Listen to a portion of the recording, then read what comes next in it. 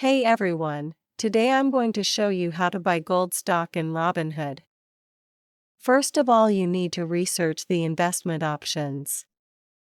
So, you can't buy gold directly, you need the help of these ETFs or stocks. Ensure your account has sufficient funds to make the desired investment. Then you need to tap on this search icon. You can search the ETF name you want to buy. For example, you can search SPDR. You can also search for Barrick Gold Corporation.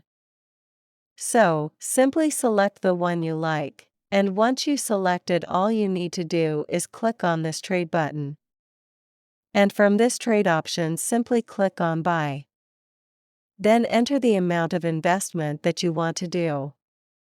After that, simply click on this Review button and then simply swipe up to submit. Once you do that, your stock will be bought in your Robinhood that is related to gold. Thank you for watching.